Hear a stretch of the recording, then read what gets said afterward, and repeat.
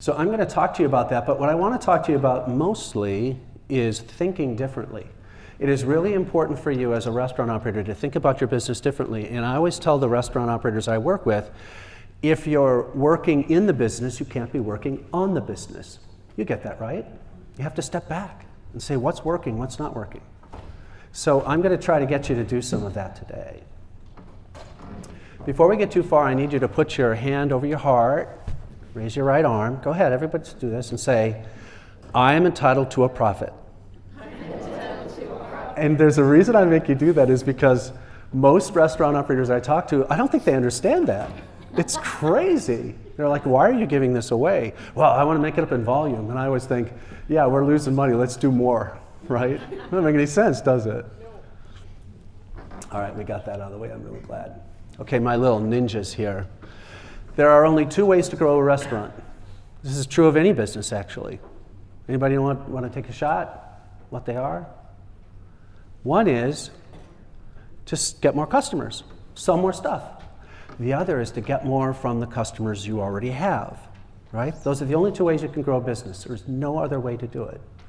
So if you're introducing your product to new people, that's marketing, that's one thing. If you're using menu engineering design, that's another. That's actually getting more money to the bank every day. When somebody sits their butt in a chair, you make more money. Make sense?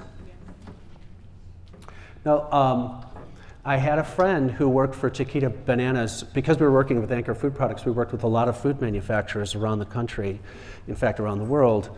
And she would go to South America quite a bit because she worked for Chiquita, and every time she peeled a banana, everyone would giggle at her. They would all say, oh, look what she just did.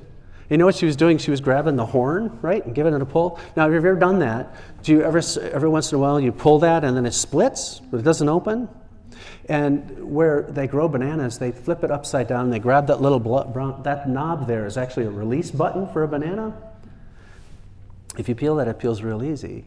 Now, we don't think of it that way because I guess we're too far north. I don't know what the deal is with that, but I point this out because I want you to think differently about your business. I want you to think differently about everything that you see and actually take it in for a moment. Make sense? Don't you wish you had a banana right now just to try it out? And it works. After she told me that, I'm like, that's crazy. Your restaurant is a factory. You bring raw goods and materials in the back door and you sell finished goods out the front door. And the process that you go through in making that happen is called throughput, right? It's product through your restaurant. If you can A, streamline that product, and B, make sure the right things are going through your operation at the right time, you'll have a better restaurant. You'll make more money. Does that make sense to everybody? You get that, right? So that's how I look at your business when I look at it. So if I were going to do a matrix for your business, or I was going to look at your business for the first time, that's the first thing that I would do is I would say, what's the throughput look like? In order to do that, we do something called a menu matrix, which I'll get to in just a second here.